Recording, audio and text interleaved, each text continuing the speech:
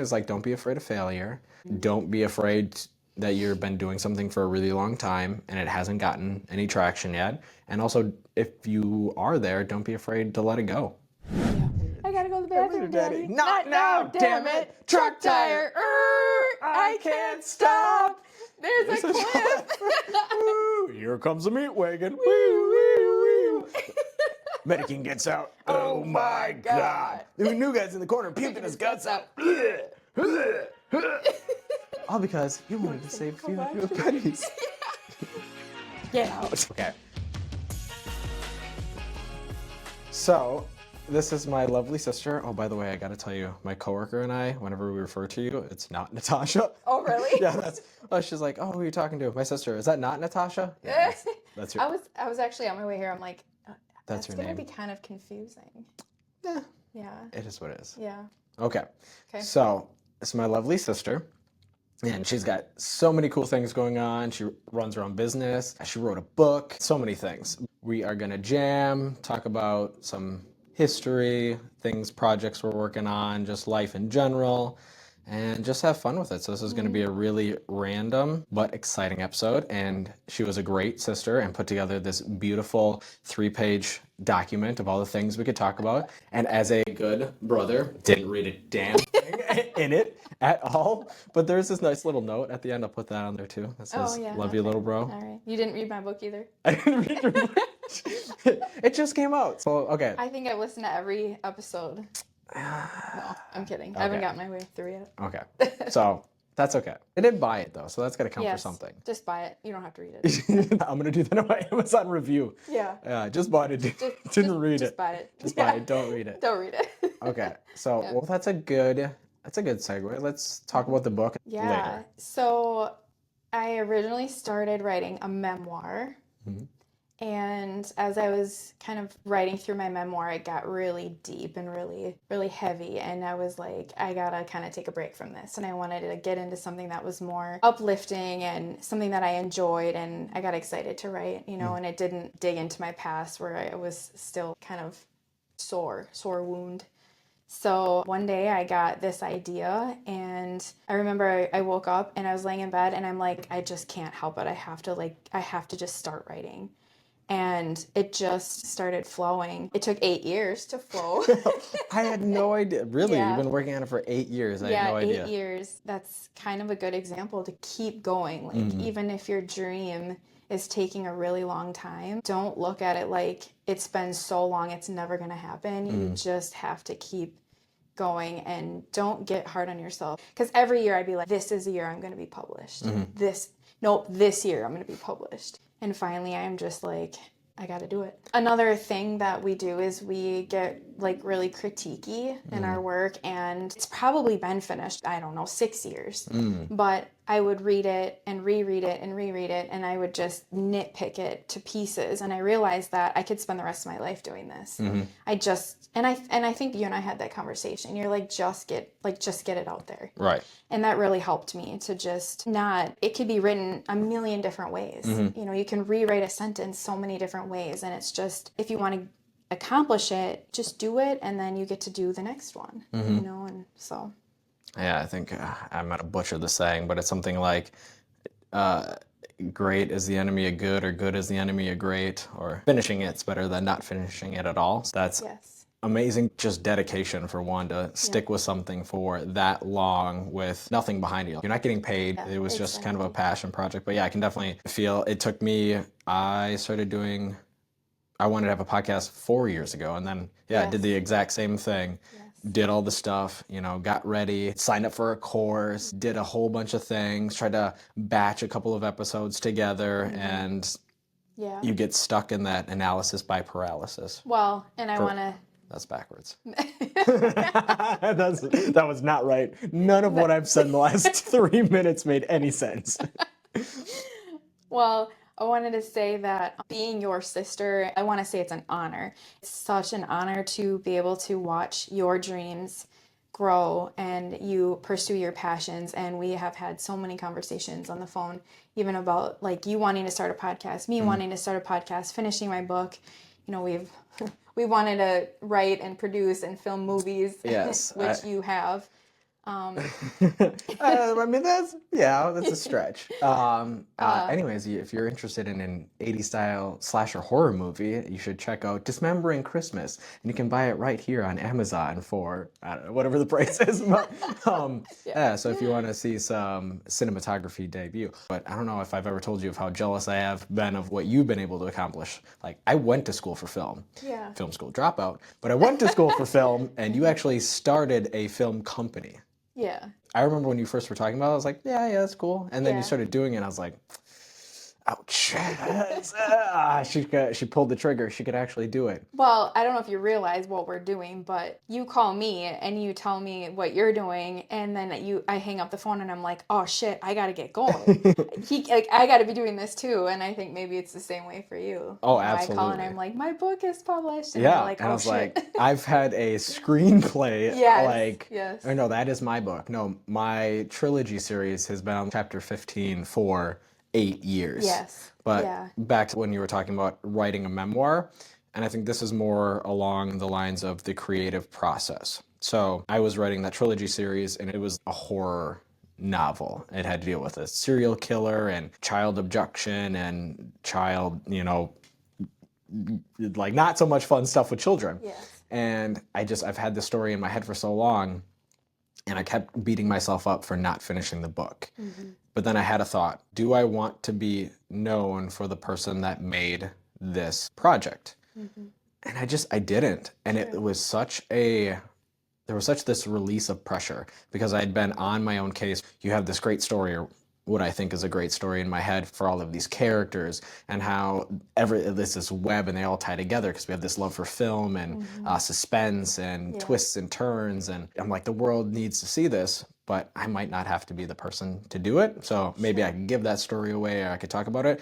But having this creative release of not finishing a project and being okay with it felt really, really good because it would eat at me every time I'd log into my computer and I would see a file with the name of the book. So it's great to stick with something for 8 years and to actually finish it and to cross that line, but it's okay to throw away a project. It really is. It is. Yep. Yeah. As we grow, we morph into who we're becoming or what our purpose is. And sometimes we leave things in the past and pick up new things as we go. I don't know if I'll ever publish that memoir because it's just, like you said, it's what do you want to be known for or what's more important, So with that being said, I also have a podcast in the bag, but I actually have 2 of them. One of them is for the future and one of them is for now. So You like Nike, just gonna do it? yeah, just do it. Just do it? Seriously. Sometimes you just gotta stand in the mirror and go, just do it. And then honestly, you just have to not be afraid. I think one of the biggest drivers that has made me been able to actually go out and do stuff is I am afraid of failure, but in different circumstances. Like, it doesn't really bother me if we put this out there and it doesn't do anything. Sure. If I have fun in the process, Yes. or if we have fun, and if something comes from it, or our mom's gonna listen to it and she's gonna share it with her friends and be like, "Oh, look at my kids!" That's fine. Yeah. That's okay. It doesn't have to be this grandiose thing. Yes. Like with social media now, it's just insane. Where if it doesn't get 20 million views, it's not cool. Or it's okay to fail and to pretty much to get anywhere in life, you have to. Oh yeah, for sure. To. Actually, with that being said, I am doing a workout regimen. An interesting fun fact about me is when I go to do my workout, I put my AirPods in and I listen to Abraham Lincoln documentaries. Like I'm not listening to like a Get Pumped song or like Rocky or anything like that. Like I am literally listening to the sound of the Civil War in the background. And it is something that motivates me to no end because Abraham Lincoln is such a good role model. The tragedy he had experienced as a human being is like beyond comprehension. There has to be some sort of anointing on his life because he had so much loss in his life and the country depended on him. And can you imagine the weight of running a country with losing 2 sons and one of your best friends and then and honestly I didn't know this, but not many people really liked him being in office. No, they thought he was like a country bumpkin or something. But they don't teach you that in school. You're the history buff, so you might know this. Is it true that Lincoln would write these scathing letters to either his generals or just people that he was really upset with? He would write them and then just put them in his desk and not actually send them, just to get that Yes. out? Yep, because he was very methodical, but he had an outlet. It's kind of like a creative process in itself. That was like blogging before. Yeah. He was the original, blogger. I could imagine his like Tumblr bio or something like that. I'm curious which one of us is gonna get him tattooed first. That's a good question. So we have these things where we've got this fight between these Abe Lincoln bookends. We do have matching tattoos. We got arrow. our arrows. We got our arrow tattoos. Yeah. Fun fact: when we were little, I chased around the house with a arrow. Yeah. Because she hid my cereal box, and I threw it through the bathroom door. Yeah. We have many stories. Do you remember sitting down in the kitchen at Mom's house and going through Tommy Boy skits? I gotta go to the bathroom, Daddy. Not now, damn it! Truck tire! I can't stop! There's a cliff! Woo, here comes the meat wagon. Woo, woo, woo. Medican gets out. Oh my God! The new guy's in the corner puking his guts out. All because you wanted to save a few hundred pennies. Get out. See? Now. Yeah. Do you validate?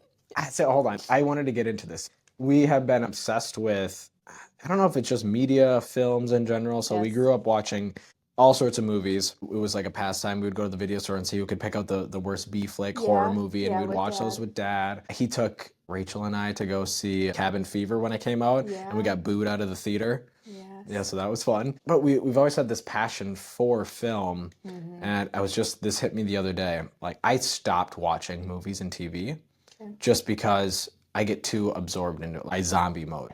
I literally shut down to the point, like Amanda's trying to talk to me. Yeah. She's like, you go to another place. And it's because I get so absorbed into the film. Like, and it's not even just what's on there. Like, I'm thinking about, hey, how did they come up with this angle? What were they thinking with the color correcting? I go way more into it. I stopped watching it altogether. Catch myself last night. So I should have went to bed. It was daylight savings. We're losing an hour. And I was scrolling and I was like, hey, Prison Break. I was like, never seen it. This is going to be a good show to turn on to fall asleep to. And it got me. It's such a good show. Yes. But I realized that I've been out of the ecosystem of culture and TV. And it's almost like, have you ever heard the joke, who's worse to talk to, a vegan or the person that doesn't watch TV? Like, they both don't shut about it. Like that. Oh, yeah? That's all they talk about. And I felt like that person because I avoid social media. I don't stay up to date on current shows. And it's a little bit because it's how addicting it is. That is my only self-control button, is to just avoid it altogether, which sucks because I am missing out on some great shows and great content. I think it plays into who we are as people, the direction we're going with our careers. Like I said, my Abe Lincoln documentary obsession fuels my creativity, right?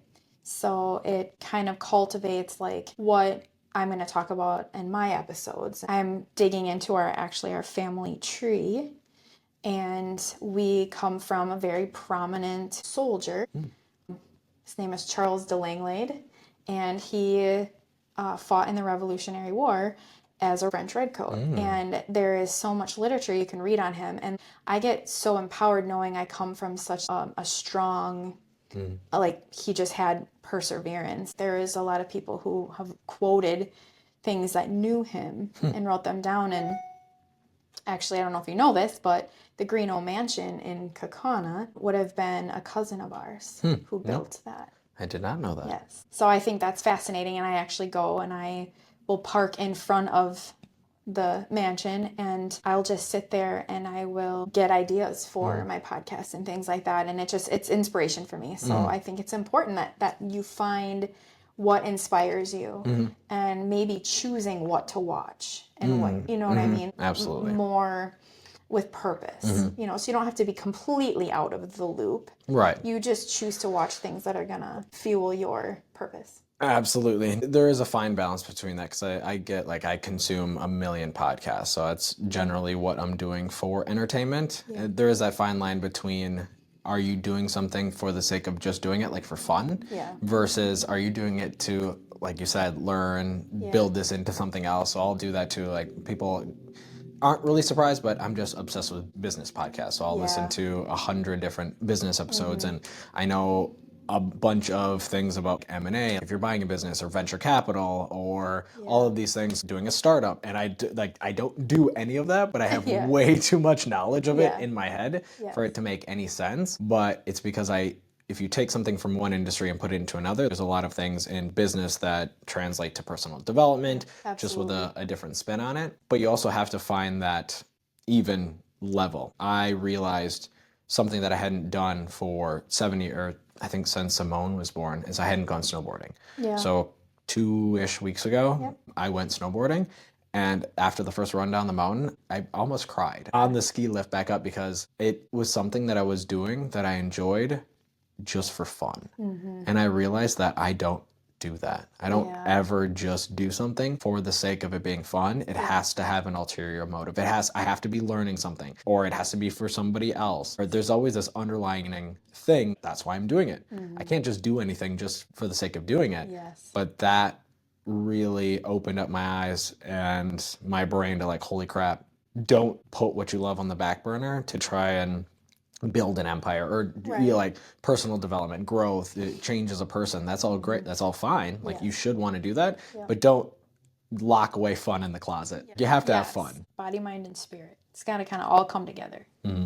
Can't just have one without the other. Actually, what's funny is I was watching a kind of a YouTube thing. Some guy was at the hotel from The Shining. He was like touring it or whatever. With movies, we're like, oh my gosh, this is so cool. But it reminded me of the scene where Jack is writing all fun and no play makes Jack a dull boy. And it honestly is, I mean, as kind of silly as it is, it's really true.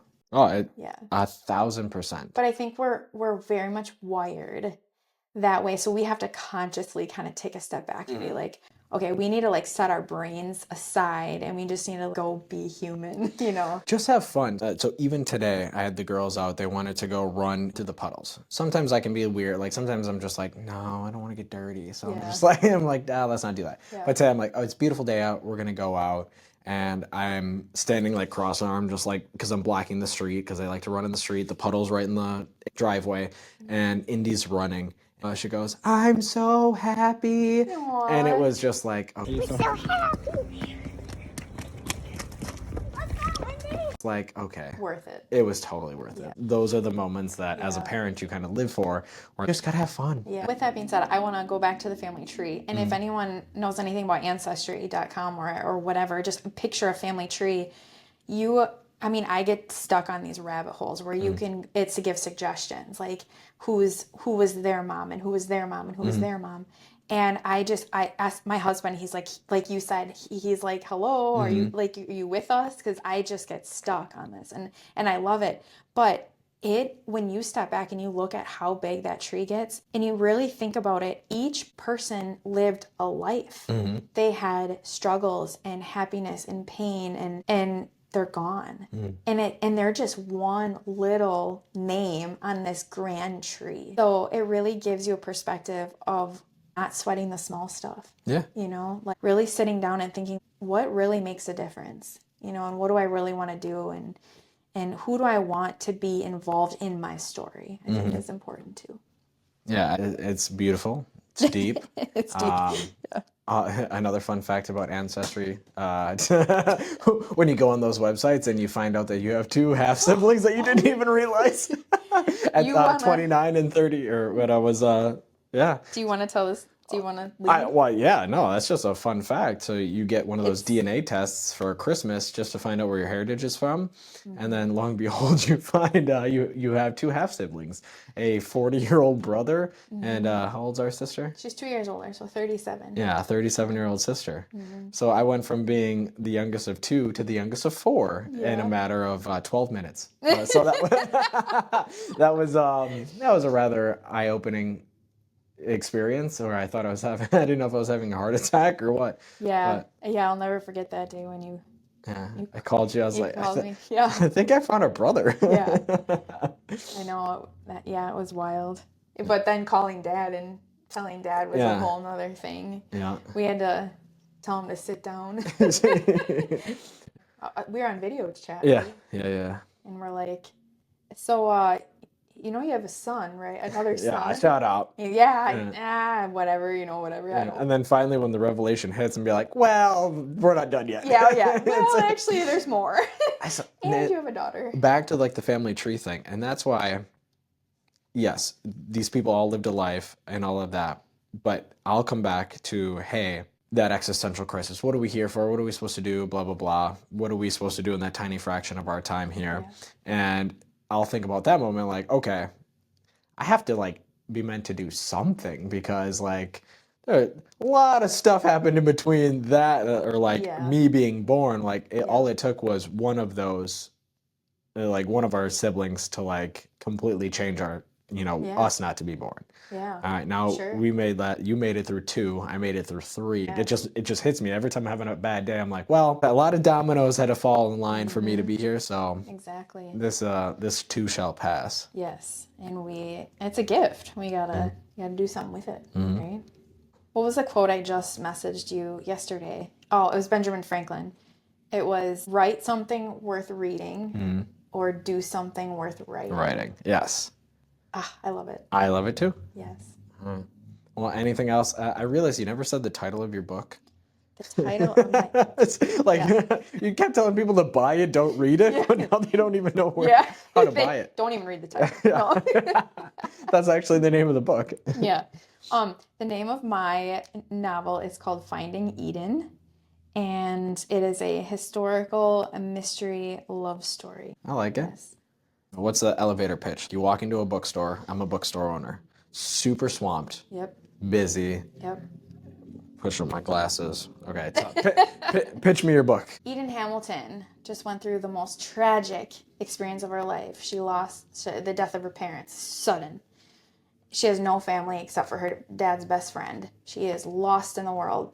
You know, these people were her entire life. Now what does she do? She can't face reality, so she does the only thing she knows, and she gets in her car and she drives into the country. In the country awaits this town where stuff starts unfolding, and the entire time she is on this journey, she has this envelope that was given to her by her dad's best friend, who is her attorney, and she refuses to open this envelope. And she just thinks, oh, it's just, money or something from my parents. Oh, and she inherits a bunch of money, like astronomical amount of money for the 1930s. But she was always raised never to care about that kind of stuff. So for her, it was like, I don't need the money. I'd rather have my parents back. So where do I go from here? She meets these people in this town, and they start calling her by name, but she never introduces herself. So she starts to wonder, how do they know me? How are they why are they calling me by my name? And the mystery just starts building and building. And each little paragraph, or whatever you want to call it, you get more and more clues, and it kind of becomes more like she gets more questions than answers. And then I can't tell you the plot twist, but it will leave your jaw on the ground. I always imagine, because we're like film, we love film, but when they put cameras in movie theaters, Oh yeah. and then they look you at get the people, reactions. the reaction, and that's when I wrote it. When I turn this into a motion picture, I just want to see people's reactions, because even writing it, I was getting goosebumps head to toe, because I was like, no way. No way. Is this really happening? And we are a fan of the twist. I mean, the same thing. You read my screenplay, the one I actually did finish, where the ending is a big old plot twist, where it's like, and it just hits you.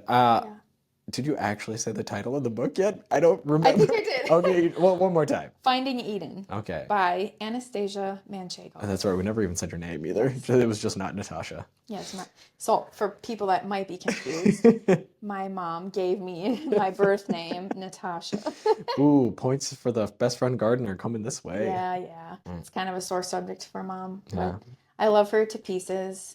However, I think your name plays a huge role in your life, and it follows you everywhere. I just really felt led to the name Anastasia. Speaking of names and sore subjects, I know Dad wanted to call me Jericho and Mom hated it. Yeah. I still love that name. Yeah. I'm sorry. What? Well, I don't know. And It wouldn't be brought too far to you off. by, no, it wouldn't be Yeah. that much. And she said it sounded like a gas A gas station. station. Yeah. I think it'd be like badass. Be like, I yeah, think it's so, Jericho. too. I don't know Yeah. if that really fit my personality. So, Yeah. well, You gotta feel it. I mean, do. you really do. You gotta feel it. all right. Anastasia. Okay. Well, I know it's weird for you, but it's no, but out of respect for you, I do Yeah. my best. I know, like I just called you Sister T for the longest time, so I it's know. just that super hard. Sister A is, it sounds like a nun. So we call it, yeah, Kinda Sister, does, yeah. Sister Act. Yeah, so you're Sister A. Sister Act. Sister Yeah. A. Okay. Well, Yeah. this is 15 minutes longer than they normally go. So do we Ooh. have any parting words from your dissertation that you wrote me? That we didn't cover. We'll have to come back and do a part 2. If people like me, What are they supposed to do? like your followers, Yeah. like they might write in and say we like her, have her back. Oh, maybe my podcast. Yeah. Oh I yeah. don't know. Yeah. Well, yeah. We'll do that a different day. We'll do that a different day. Because then, if somebody does want to, because Yeah. they do like you and they do want to go see You're it, just worried it's you gonna don't have- take me 8 years you to don't. record Yeah, it. you don't have. Well, there's nothing out now because I like know. this will be out really fast. Yes. And then they'll be like, it doesn't exist. It's gonna take. It's gonna take 8 years for it to come out. Yeah. But. Mm-hmm. All right. Yeah. I don't know. I think that's. I really want to stress how proud I am of you and watching you grow. Why is that funny? Why is that funny? I don't know. I don't know. It isn't. I don't know. This is just how I take Compliments. compliments. Yeah. Yeah. Actually, that's funny. It's just how. Yeah. Yeah. But I do people like appreciate it, and I'm very proud of you as well. Well, I gotta say, when me and the girls are driving in the car and we're listening to your show, and they love hearing, Simone and Indy at the end, and it's cool because you're like listening to like a real podcast. And I said to Bella, I'm like, isn't it so cool that I could pause this and call him on the phone and he'll answer? Like, who can say that?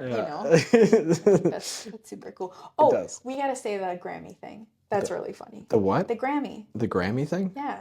We're like one day. Yeah. Remember I said one day we're gonna be Oh sitting yeah. at the Grammys We're together. sitting at the Grammy. And you're like, no, I think that's for music. Yeah, I was like, we'll be at the Whammies or whatever they're called for podcasting. I don't know what they are. The Webbies. I think they're called the Webbies, by the way. Well, Nobody fact checked that, by the way. Yeah. But no, because we're like, oh, we're gonna like be like this cool like brother and sister that like are doing all these things, But yeah, you're like, it's not the Grammys. It's not the Grammys, yeah. Unless one of us really starts hitting those high notes. Yeah. I'm more of a band manager. Yeah, exactly. Fun fact, I actually was for a little bit of time back in high school. So Really? yeah, Dylan's band. Yeah. I mean, I said I was. I don't know if that was official. But I like to assume that I was trying to get him some gigs, Aw. But all right, well, this has been fun, Yes. and we will do it again. We don't chit chat that much, so Yeah. we'll come back and do it again, and then Just do it. just do it. Whatever you're holding back, whatever's been in your folder for the last 8 years. Yeah, what's your one thing? Yeah, we didn't even talk about a one thing, so. We have to, because then I'm gonna feel like No, that's one is like, don't be afraid of failure. Don't be afraid that you've been doing something for a really long time and it hasn't gotten any traction yet. And also, if you are there, don't be afraid to let it go. Yeah. So it's a lot of like, don't have fear. It's like a good tag. Yeah. Don't let fear stop you in either direction. Correct. Yes. All right. Yep. Well, okay. This has been fun. So make sure to, I'm terrible at self-promotion, like, follow, subscribe, share, all that jazz. Okay, that's it. Oh yeah, hit the button, and I will see you again next week. And then normally it's my hand, but today it's gonna be my foot. Can you color? My neck is so white. Why? Did Mom send you the picture of her hands? Yeah. So, let's call her MJ hands. She's like, I'm so embarrassed, my hands. We're gonna put the picture of that on the screen. Yeah, okay. Hey, oh, speaking of that, we don't have to do introductions for this. No. We'll figure it out when we go through. It'll naturally just flow. Anyways, Mom, love you. Best friend, your best friend right here.